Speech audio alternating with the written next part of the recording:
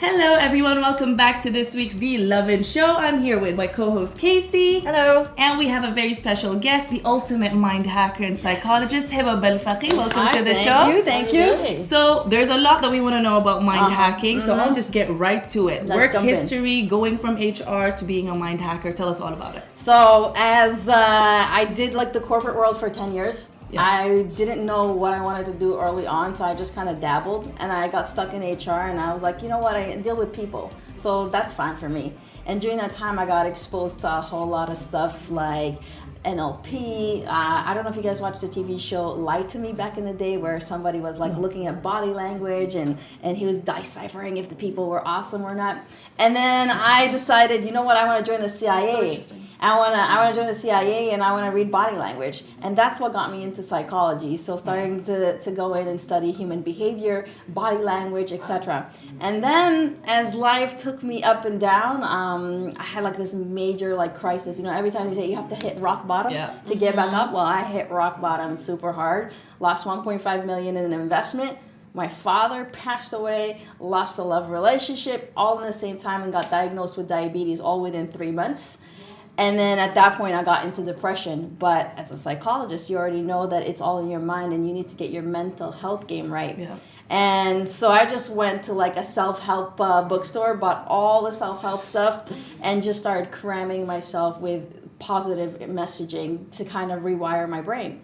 And that journey took me into like the Tony Robbins of the world. It took me into Les Brown, all these awesome people, and just kind of consumed their content religiously. I'm not talking about 1 hour a day. I'm talking 6, 7, 12 hours a day, just consuming good content. So, and then I just saw my mood change, and I saw my personality evolve, and a lot of the things I used to do, stopped doing them. And slowly I just thought I'm becoming more positive, and I was like, okay, amazing. And then it was just upwards after that, because now you know that your mind is actually everything. Yeah. And that got me super curious. I'm like, if I manage to do that to myself, then I can definitely do it to others. So like, what is it that we actually are doing? So then I went and I wanted to understand how the mind works and why exactly that I was able to switch from that negative to that positive in like, I would say 6 months.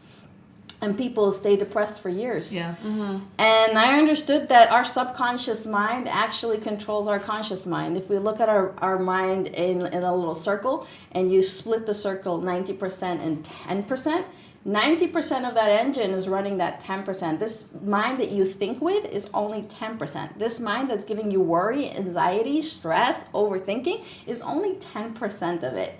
And then, yeah, it's just 10%, and we're letting 10% control us. So, and when we want to change something, we try to change it in that 10%. For example, January 1st, everybody's trying to go and lose some weight, right?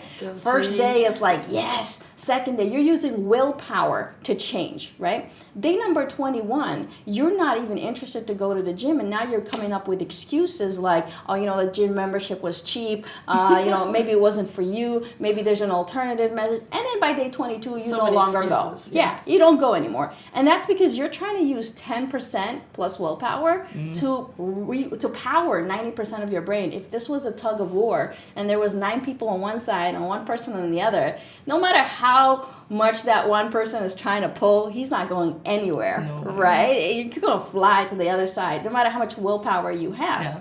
And that's why I understood that it's very important to change the 90%, focus on the 90% instead of that 10%.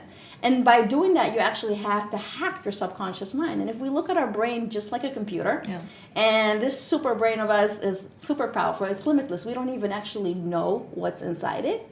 There's unlimited amount of beliefs or codes, as I like to say them. All right, so there's unlimited codes in your brain that actually are making you do what you do.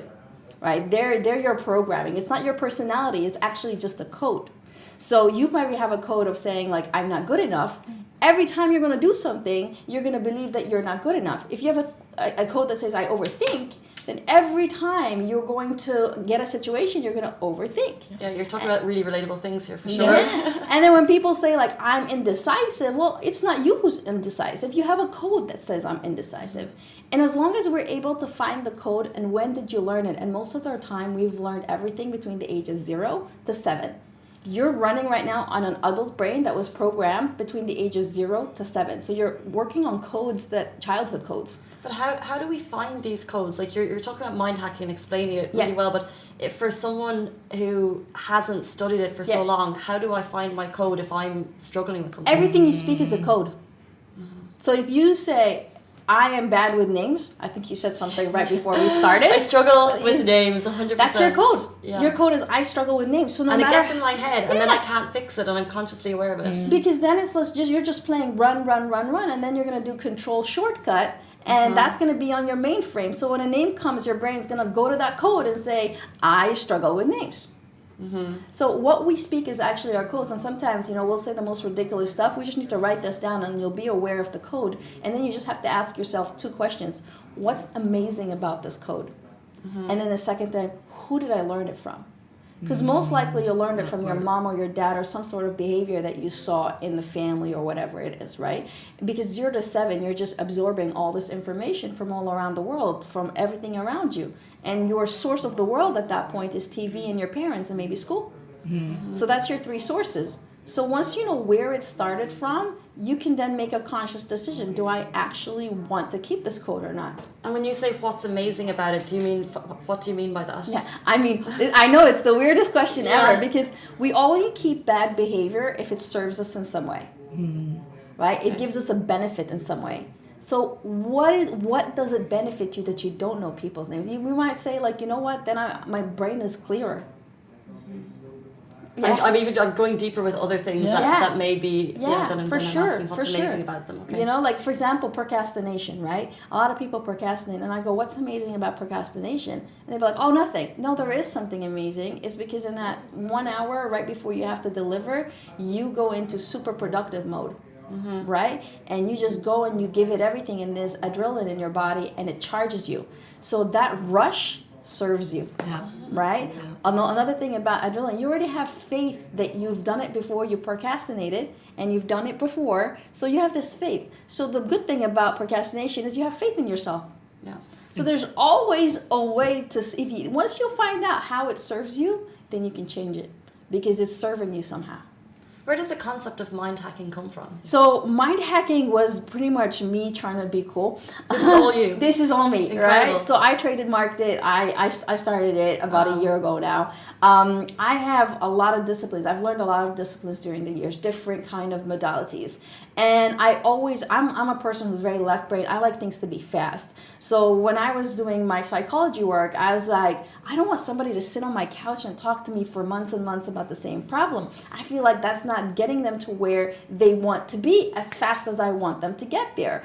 So I started practicing different techniques on myself. I invested 4 to 5 years just on myself learning modalities. And then I would take something from everything and kind of just play around with it until I found, you know what, this is the quickest way to do it. So I say right now, with no shame, like, you have anxiety, I'll fix it in an hour.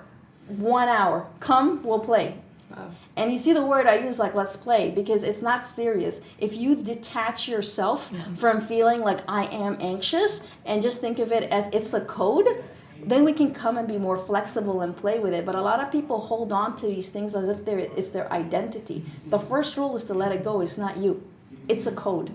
So even when I sometimes speak to people, I say, what is your code? And then they'll be like, no, I am. I'm like, no. That is, I am is the most powerful word in the world, because you're belonging it. You're reprogramming yourself negatively, right? Just say my code is, my code is. And then it steps you away from whatever. Exactly. And then you can detach and you can heal it, because at the end of the day, it's not you. But a lot of people will hold on to their identity. This personality of ours can change like this with a choice. Right? Yeah. And you can evolve and you can become whoever you want to be. If you keep on remembering that you're limitless, that there's nothing that can stop you, you'll be able to evolve and change. But a lot of the times we think from this very scarcity, limited mindset that I can't, right? And whether you think you can or you think you can't, you're right. It's your code. You know. Nice. So for mind hacking, how does the program go when people come up to you? Oh, I want to take part. How does that usually So go? I do two things right now. So I do one-to-one sessions, Alright. and these are just me and you. We sit down, and you can come up with a whole list of codes, or you can tell me I have no idea, and I will go in and I'll find the code for you and change it. Wow. Right? It depends. It's play. Or the second thing is I'm also now teaching this because I believe that, you know, you need to teach the man how to fish instead of fish for the man. So if you know how to hack your own codes, you can just do it yourself. Why do you need me? So I also teach, and there's like 3 levels at the moment, and it's approved by the government. And my goal in life is to teach this to kids at some point. So from the age of already So 7, important. you know, Amazing. that they know. People are working on mental health. I feel Yeah. like if I knew this when I was like, I don't know, 10 years old, it would have changed my life completely. If I knew this when I was 20, it was going to change my life completely. So I feel like my purpose or my obligation in life right now is to go and bring make that happen as young as they can. Like I mind hack my nieces, and they're the age of like 10 and 8, right? And their memories are just yesterday. Yeah. It's a lot easier to make that change. But you also allow them to kind of explore this already. So Yeah. now they know their thoughts are not themselves. It's not their identity. So important. switch yeah, So and important. you can switch. This And core- like you said, from the ages, what was it, 7 Yeah, to 0 to 7. you're a sponge. So Yeah. imagine being able to hack that from early exactly, on. Just or that changes they everything. know that this is all a code and they can reprogram themselves from 0 to 7. That's Yeah. amazing. You know, like my 5-year-old niece will say that's a code to somebody. You know? Because at that age, people aren't thinking about Yeah. working with young kids about anxiety Yeah. issues and Yeah. things, and now Yeah. they know that they can step back. It's just going to change your whole life because the information I know today, if I knew 4 years ago, would have changed my life. Now, I always go back, man, I wish, that was my main thing. I wish I knew this as a child. And I was like, well, then if I keep repeating it, maybe that's my purpose, to go and teach it to children or bring it somehow so that it's accessible to children. And they don't have to know the neurosciences of it because it is science, right? But they can know just the fundamental belief that whatever you think is actually a code and you can change that. It's amazing. And you've mentioned that you've absorbed content. Oh, So yes. you've read a lot of books. You've probably Yes. watched a lot of content. Tell us about one author, one person, or one piece of content that's truly changed your life. Okay, so there's a person who's changed my life and there's a piece of content that changed my life. Tony Robbins is always the man that has changed my life because when I was in depression, that's what I accidentally bumped into on like YouTube, and I felt like he spoke to my soul. And I went 2 years following him around the world, going to all his Really? programs. Yep, I'm done with all of Tony's content. Online and offline, I went to all his events. I'm a huge fan. I support him with whatever he does, right? So I'm devoted for life. Because he's definitely the man that changed my life, right? I needed to hear his information then. The piece of content that changed my life is a book called The Code of the Extraordinary Mind by Vishen Lakhani from Mind Valley. Mm-hmm. This book was the first time that took me outside the science and into spirituality. And I looked at it from this outside perspective of we are all energy, and we are all oneness, and that where is these thoughts that we believe are coming from? There's some things that we think are just there because that's all we know. For example, the whole institute of, for example, marriage, right? I go and ask, where did it first start? Who decided that this is going to happen? Who made it a rule in our society? Wow. Right? So then if you, and that was the discussion in his book, who said, he's not saying marriage is wrong or right, irrespective. It's like, who came up with this? So I started to go in, oh my God, I need to question where every thought that I believe in comes from. Who instilled this into my brain, into my subconscious mind, right? Yeah. And that makes you become an adventurer, a curious person. And you get to go in and actually start asking questions instead of just following the crowd with what is said. Most of our beliefs are made up and we don't even know who made them up. Mm-hmm. So interesting. Amazing. So obviously going back to the modalities Yes. and the ways that you help people cope with their anxiety, stress, and whatever it may be. You came up with the Smash Room as well. You're the co-founder of the Smash Room. Oh, that's incredible. Yeah. I only found this out yesterday. So cool. I told her about it. I visited a few days ago, and it was amazing. Yeah. Who would have thought? And so I just want to know, how did that come about? What do you have planned so for it? I'm like a doer. So for me, it's like if I see something, I feel something, I'm gonna do it, no matter if the world tells me it's wrong. I just lost my grandmother, and I just came out of a Tony event, and I was still really angry, and I didn't know how to deal with the grief. I have a Greek friend who said, you know what, girl, just let's go smash some things in your backyard. That's what the Greeks do. Tradition. You know? And it was convenient enough that I was moving houses at that point. So we took stuff to my backyard, and I just went crazy, and I was smashing and screaming. And then I laid down in the ground, and I just felt this relief. And then I was like, and I was fresh out of Tony, so my brain was like, this is amazing. Like, this is amazing. And the first thing I did when I got up, I told my friend, this is going to be a business idea. I'm going to open it. She goes, don't be crazy, Hiba, don't be crazy. We actually tried opening it for like a year. We went to the government about 100 times. I lost count from how many times we went to get the approval, because try explaining that we were going to bring things and we're going to break them for therapy. With a sledgehammer, baseball bat. Until we got it, persistent. So I don't quit. So we kept going. I knew in my gut that the idea was amazing and it was going to help a lot of people. And it was also congruent for what I stand for. I stand for not doing things stereotypically. The smash room is not your stereotypical therapy. Mind hacking is not your stereotypical therapy. So I believe in breaking the taboo of what the rules are. There's a box out there of things that should and shouldn't be. Who made that box up? Right? We as individuals, we have the ability to explore whatever the hell we want to explore to find the answers that we need to find within us. What works for you might not work for me. I've done conventional therapy, and it works for a lot of people, and just is not enough for me.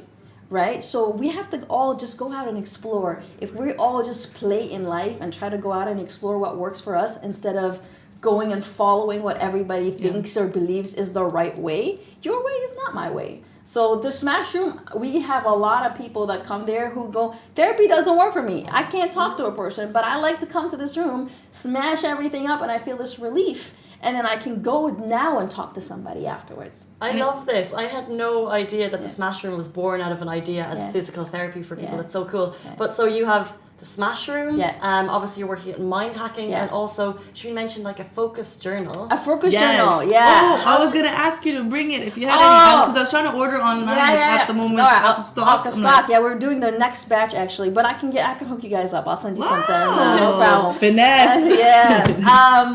The focus journal was something I did for myself. So part of going on that journey, I realized that I had to have habits, successful habits that was going to focus me in the right way. And I realized that a lot of the journals out there were talking about goals, right? What is your goal for the day? What do you want to achieve? But actually, that's not what we need to focus on in our life, right? I want things to keep my energy up or my mood up, not actually things to get me achieve my goals. I have no problem achieving goals, right? I have a problem keeping my mindset straight. So I wanted to create a journal for the mind, for the mindset, to keep you started. And the three questions that we started off with, like, what are you grateful for? So first thing off the bat in the morning, you put yourself in the state of gratitude. What am I thankful for in this world? Second thing is, what am I going to do to love myself today? Right? And then the third question is like, what am I going to do to have fun? So I did this journal for me, and I just did one copy of it. I designed it, and I was like, this is going to be my journal. And then I started posting it every day on Instagram, like going like, okay, writing on my journal, habits, And people were like, where do I get this journal from? Where do I get this journal from? So then I decided to self-publish. So I self-published it, sold like 1,000 copies immediately. I'm in like batch number 2 right now. We're also going to translate it to Arabic. Nice. And I use this religiously every day. Every morning I wake up. That's what I do. Every night before I go to bed, I do it. So for me, these are the key questions, and they come based on research. Like, these are the questions that trigger your mind to focus on the good things. Sets the tone from the day, too. Exactly. You start your day off. Start your day and you end your day. And sometimes just ending your day, going and reflecting. We don't even reflect.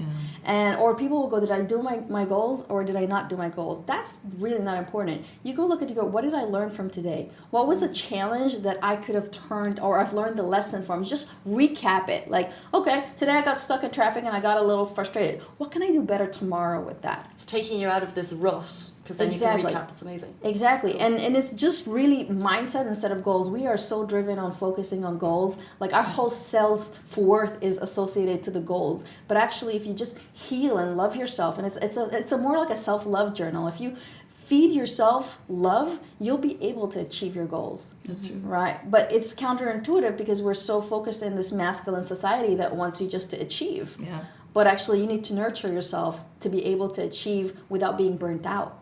That's so true. Yeah. So on the topic of, the power of manifestation, do you believe in the power of manifestation? Oh, hell yes, I believe in manifestation. Good, because I asked Hella about this and she was like, you know what, ask her about how she manifested Sage. Sage, my puppy. Yeah, I'm a big... I saw the word sage and I was like, what is this? Sage is my puppy. Sage is actually a flower that you burn and it removes negative energy, obviously. That's what I would call my puppy. I completely believe in asking the universe for what you want and receiving at the end. We are all vibrations, we are all energy. But the thing is, a lot of people ask from a place of need, and then they keep on checking with the universe. Where is it? Where is it? The universe is unbiased. God, source, whatever you want to call it, is unbiased. And no matter what you say, it just says yes to you. All right. So I put out an experiment and I did it on social media and I said, guys, I'm going to manifest a puppy. And this is the exact breed of the puppy, the color, everything about it. Specific. I was very specific. Gender, I was super specific. And I said, I'm going to ask this is my puppy. And then what I did is for like the next 3 weeks, played full out. So started to tell everybody about the puppy I have that I didn't have. I went out to This is another level. Yeah, another level. I used to walk around the house and go, come on, Sage. No. Sage doesn't exist. I went and bought collars and I made everything. She's ready. I made everything ready because I had certainty and absolute faith that the universe was going to deliver. And then randomly out of the blue, one of my good girlfriends calls me. And she goes, I haven't seen you in a while. You've been traveling. Let's go. Let's have coffee. She brings her husband, which she never does, and her husband comes to our little coffee. And she tells me, so tell me about the puppy you have. And I said, I don't have a puppy. And she goes, no, I've seen photos of the puppy. I've seen you talk about the puppy. I'm like, oh, it's manifestation. So she's a nice Emirati woman, has no idea what manifestation is. And her husband is sitting, listening to me like, this woman is crazy. And then he says, show me the puppy. And I show him the puppy. And he's like, so you want this puppy? And I said, yes, but the caveat that I sent out to the universe is that I don't want to pay for this puppy because it's $5,000, right? And he's like, okay, give me 5 minutes. He picks up a phone, he calls somebody, and then he says, okay, you'll have this puppy in 2 weeks. And I'm like, I don't want to pay for it. He's like, it's a gift from us. Wow, look at that! And 2 weeks later, Sage was in my place, exact same puppy. If you look at the pictures, they're completely identical. And that's manifestation because I played full out and I completely believe the universe. And imagine, this friend brings her husband and her husband knows somebody who breeds these dogs and you're like, oh, it's a gift from us. Next thing you know, people will start manifesting $1 million dirhams. You should. I mean, that's you should. But this is we talk about manifestation, but who actually fully plays out. This is it. And that was full on. I always say the one thing thing that gets us to fall back is because you come and you say, where is it? So when you're questioning the universe is like, where is it? The universe is unbiased. It's just going to say yes. So if you say, where is it? Universe says yes. Let's give you more of where is it. So you're going to have more of these feelings of where is it? Right? If you keep saying, I don't have money, the universe is going to say yes and give you more of the feeling of I don't have money. Right? But if you go change that around and you start saying, I have plenty of money, I am abundant, I have plenty, the universe is going to say, yes, let's give you plenty, let's give you plenty. But you don't stay in that vibration, that thought long enough. For a few seconds, you'll be like, I have plenty, and then something happens and you're like, oh, I don't have money. And you go back, right? If you're able to sustain that vibration for at least 2 minutes, all right, you're able to attract. But imagine, everybody's a manifester, and this is what I say, but you're just manifesting bad things, right? I don't want to, oh God, you wake up in the morning, I'm going to be late. You're late, right? Oh God, I don't want my boss to see me walking in late. Actually. Right? And that's the one day he catches you coming in late to work. Because you're constantly manifesting at a lower vibration. You're just manifesting bad things. It's true. I think that all the kind of therapeutic books that we read, a lot of us have the kind of the bad trait of not actually seeing them through. So we have the idea to read them, but we don't see them through. Yeah, it's that 90-10 again.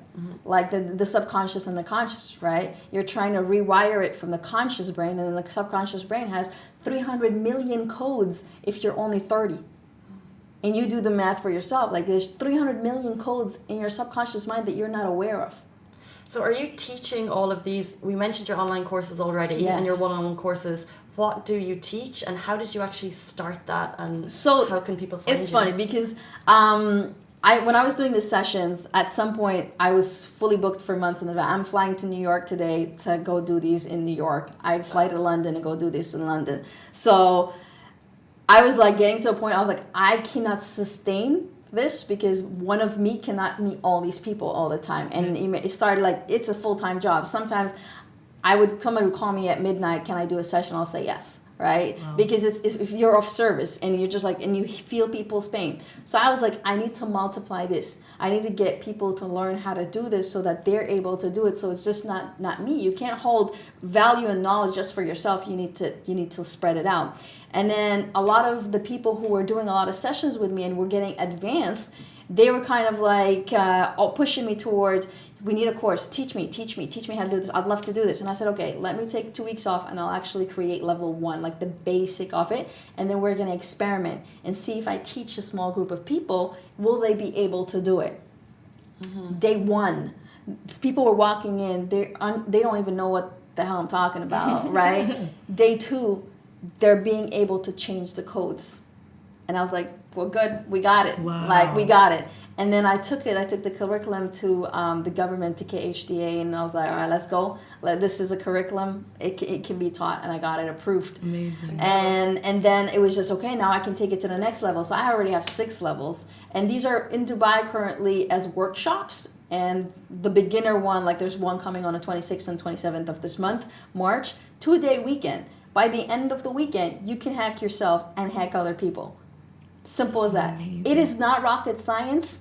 You were born being able to do this. You're just not programmed. You didn't have the right courage and program to tell you that you are. You know, you was forgotten. Yeah. But we're born with it, and it's literally that quick to change. And after a weekend, people just see life completely different because now you know that it's the code and it's no longer you. So there's no need for guilt, no need for shame. A lot of things. Yeah. You know, no need to beat yourself up because it's just the code.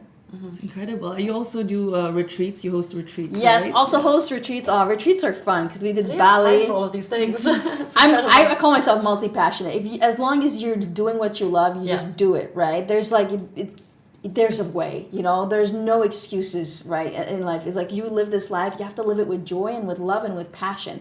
If you're doing love, joy, and passion, you don't feel like it's work. I feel like I'm having fun all the damn time. I love it, all right? It's like, you tell me right now, let's go do a retreat in 2 weeks. I'm like, I can make it happen. There's no big deal. Yeah. So I do retreats twice a year, in the summer and in the end of the year. Yeah. And I take a group of people to Bali, and I challenge their mind, body, and their soul. It's not a kumbaya retreat. It's really going in deep, showing you that your mind can actually do way more than you think it can. So like the first couple of days, first 2 days, you're on lack of sleep. You immerse your body in 5 minutes of freezing water, right? We saw. Did you not see Hala posted a video of that where she actually took part in this retreat? It's incredible. Yeah, because she was calm the entire time, and she was like, really, when you just get yourself in a state of mind, get your mind right, you're gonna be okay, right? And it's just, and you're in the water and it's freezing. I went into hyperthermia. I'm type 1 diabetic, and I went into hyperthermia, and I'm still in the water going, I am okay. Yeah. And your body with a smile. Yeah, your body will end up listening to you. Right, because and then it just shows you I'm limitless. I've walked on fire twice, right? Not once.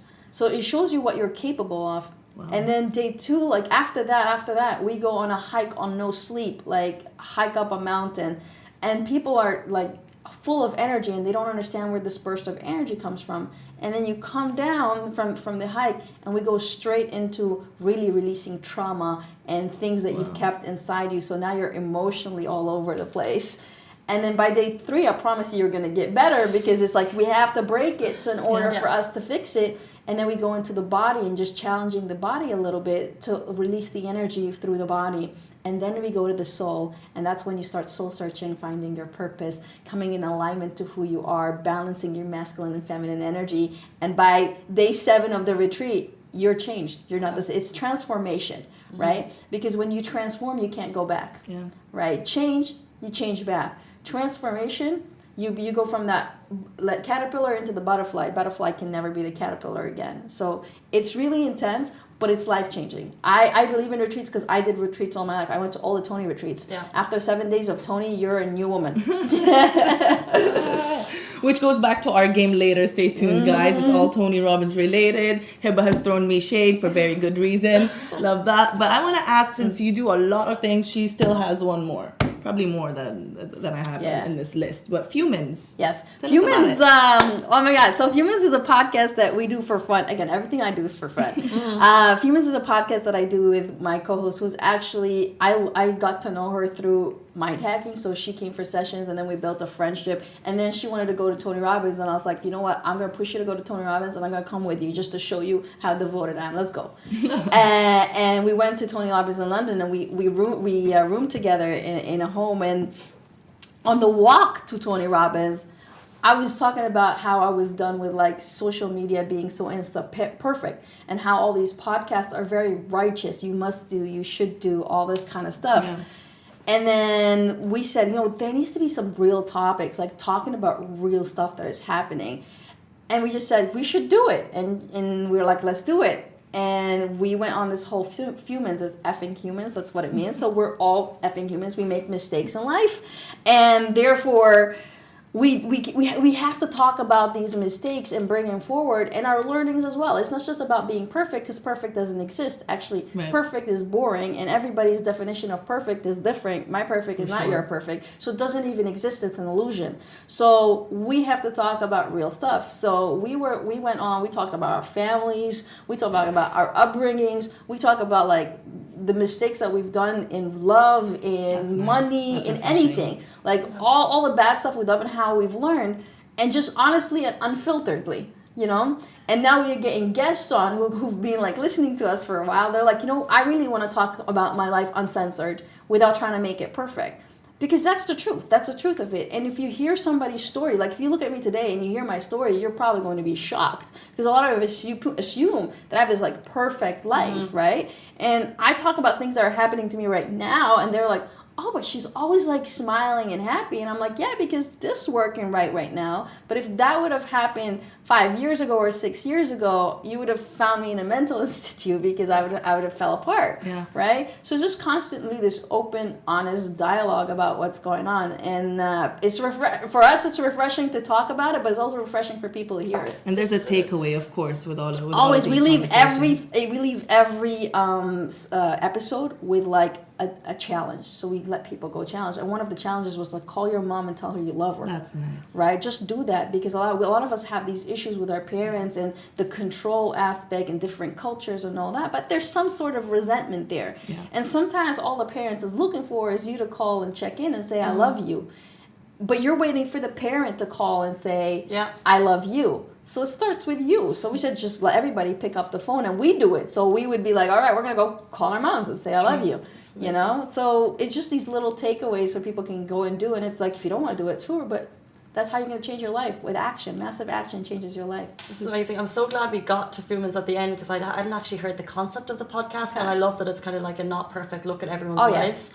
You'll hear Sage appear in the podcast while we're editing. I'm like, that's my dog in the background barking because she wants featuring. She would like to feature every episode. That's amazing. But we're going to move on to our game, because as you said, you are a massive Tony Robbins fan, and this game is called the Tony Robbins Quote Game. Let's do this.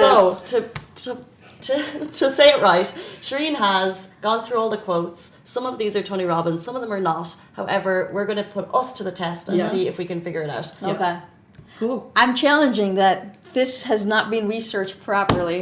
She was like, this is Google page 1. And I was like, you know what? I can't even deny it and right it's now. not from the Tony Robbins website, because a lot of these things have been said by Tony, but also could have been said by other people, because Tony quotes other people. So... But for the sake of today, let's just... Maybe they are the original quote that Tony has resaid incorrectly. So they could be... Sure, I got you. Thanks, man. Appreciate it. Making it worse. Make this the teaser for the video retreat. Was it Google page 1 or... It was definitely Google page 1. I'm not even going to front. I can tell by some of them. Motivational quotes by Tony Robbins. Straight up. Okay, let's start with Casey. No, I think we'll do it together. You want to do it together? So, I wish we had a buzzer do you want to read it situation. out? All right. Great things never come from comfort zones. What is your take on that? Tony or not to Tony? I mean, and you can still argue if he's already said it. I think, listen, I've definitely heard him say something within the lines of this. I don't know. It seems very like meh for Tony. Because mind you guys, she's probably memorized. Yeah, I know a lot of his content, and he has a lot of content. So, and these don't really stand out for me like as major Tony. He doesn't give you the Tony confidence. Test you. Yeah. Give it easy. Yeah. That was Great things never come from comfort zones. Tony or not Tony? I love it. She's manifesting the answer. Yeah, I'm going with intuition. I'm going to say he has said this, but I'm sure he's quoted it off somebody else because this is a very generic. Yes, this is a generic one. Yeah. So generic, in fact, that I wrote that it was written by someone called Random because the name did not pop up on his Google search. Yeah, because I also think I say this a lot of the times. Great things never come from comfort zone. It's such a generic term. I was going to say no because I feel like it's not strong enough. Yeah. I thought that she would go for strong enough. It sounds like generic. Yeah. So second one, if you do what you've always done, you'll get what you've always gotten. That is a Tony. Yeah? Yes. He has definitely said this. What about you, Case? Yeah, I reckon that's his philosophy. If you stay traveling the same path, he'll continue on that path. Yes. So I'm going to say... You went to when he went to Coca-Cola Arena, right? You were here for that, yeah. Yeah. I also think he might say it in other words, but I mean, the philosophy is very Tony philosophy. You guys are both correct. Yeah. It is Tony. It is Tony. Ding, ding, ding, ding, ding. Most of these successful people I've known are the ones who do more listening than talking. Hiba. Yes, Tony. Yes, Tony. Hiba. Okay. He does say this as well, but it's not one of his major philosophies. I do know other public speakers that this is their main philosophy. Like Dan Lok, like Grant Cardone. Grant Cardone. But Tony talks a lot about successful people all the time. I know. But does he say anything about listening? Yeah, and he talks about big names, and then he talks about what he's learned from them sometimes, right? Yeah, that's true. He has a lot. He has a book, The Titans, where he interviewed more than 1,000 successful people. Now, it shouldn't be this hard, right? Well, if some of the answers are random, it's so... No, there's just that one. It's just that one. This one has a name. Hi. Hello. I'm going to say no. No? I don't. Casey. I said yes. I said yes. You said yes? It is by Bernard Baruch. Okay. Yeah. So Thought it was like it's not pretty laugh. I don't know how we're doing this. It's okay. I get a point. That's correct. In life, you either need inspiration or desperation. Is that a Tony Robbins quote? In life, you either need inspiration or desperation. Now, his philosophy is definitely about you need to have enough pain in order to move on in life. Has he said it in these words? That is very suspect for me. It sounds more of like these quotes that you would get on Pinterest, actually. Is it a Pinterest? I'm going desperation. Tell me your answer first, and I'll let you know. Her source is Pinterest. Yeah, her source is Pinterest. Earlier random. Because it's inspiration or desperation. I don't know if you would use the word desperation. That's what's throwing me off. And I don't like that you're affirming me because you might be just trying to mislead me somewhere. All right, I'm going to go with no, just with gut. This is not a Tony. And I'm going to also go with no because I think that it's not just inspiration or desperation you need in life, right? That's not the only drive. There should be more factors to drive you. Tony says there's his about life is that you need to have enough pain to change. That's one of his things. But I don't know if it's desperate. So it could be that he said it somehow, but I would like to validate the source of this. Because it goes back to my Google searches. Yeah. Yes, according to my first page Google search, it is Tony. But you're right. He could have said something else because as an avid Tony fan, I mean, I don't even know him and I don't feel like he would say the word desperation. But it's possible that he's resaid it a number of times. And it's, He has these like quotes that are like, boom, they're Tony. Like massive action. Like if you had massive action written anywhere there, that is Tony. And he probably says you can't move forward in life without massive action. That's a Tony because Tony straight is up, when he says where focus goes, energy flows. That's a Tony, right? These are key things that everybody who goes to his That's events, that Instagram post you see everywhere. We recite it, you know. When he goes, where focus goes, we say energy flows, right? These are quite generic. Like, he could have said it in a podcast from the 1,000 years he's done podcasts, you know what I mean? Facts, honestly. Okay, next. The quality of your life is the quality of your relationships. I know Hiba has something to say about this as well. Yes. See, Tony has something called the triad, and the triad says the quality of your life is the quality of your thoughts, and your emotions. Yeah. And then he goes into the triad of how to change that. If he's doing a relationship program, and I've done his relationship program, he would say this. He would say the quality of your life is the quality of your relationship. Okay. So it's, again, very niche of what, it's not a generic Tony thing, but if he's doing a relationship program, he would say it. Like something someone probably transcribed from a recording of one of these sessions. 100%. Because then he would say this. My memory is jogging me back to Life Mastery, which is about relationships. And he does say the quality of your life is the quality of your relationships. There we go. Tony. Yeah. I mean, have you met him actually? Yes. Yes? Yes, I have. Do you have do you have a moment I that you had a big hug with him. So I didn't have like those like transformation thing, but the first time I ever went to an event, they said the first person who goes and like does this master program, you go behind the scenes to meet him.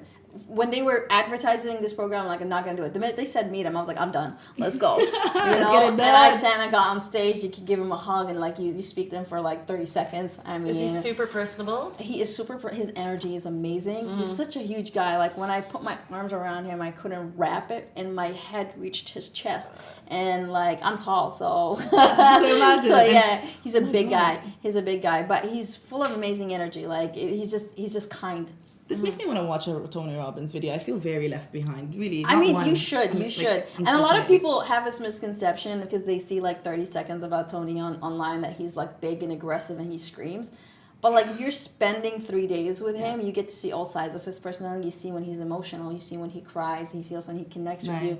You know, you see when he's meditating. It's all different sides of him, and then you see the crazy macho sides as well. So it's beautiful because none of us are one personality. We're all multiple. This personality at work is different than your personality at home or with different people. Of your friends, different phases of you show up. So. Yeah, I am always like when people go like he's a big like masculine guy, he's always screaming. I'm like he's a big softie too. He's a connector. That's what you said, and that's what it looks like from the small amount of times I've seen him on TV. He's a connector. If you've like never done an event and you want like a life-changing event, go to his 3-day UPW. You at least become friends with amazing people. I'm friends with so many people from around the world that are like just good, genuine friends because we met in that setting. Yeah. And you build these genuine relationships. Don't go for him, go for the friendships that you'll build because they're amazing. I feel like you meet people with the same mentality of wanting to change their life. 100%. And then it shows you like that your story isn't that bad because like the first time I ever went to Tony, the lady sitting next to me was in her 40s and she was raped by like 1,000 men between the age of like 0 to like 15 or 16, and then was, you know, she had this horrible story and she's sitting there laughing, dancing, partying, and you're just like, shit. And my major problem is I lost a million germs. That's not I lose that again over that, right? It's incredible. So yeah, it just gives you another perspective of life. Definitely watching a Tony Robbins video later. Watch Netflix. I Am Not Your Guru. I'm Not Your Guru. Yeah. Done. Sorted. So for this bit, you are correct. It is very much Tony. Seems like Tony. And thank you so much for joining us. Thank you guys. Yeah, it's been an amazing talk. And same time, same place next week, you guys. Thank you so much, Hiba. That was amazing. Bye, guys. See you soon. Bye-bye.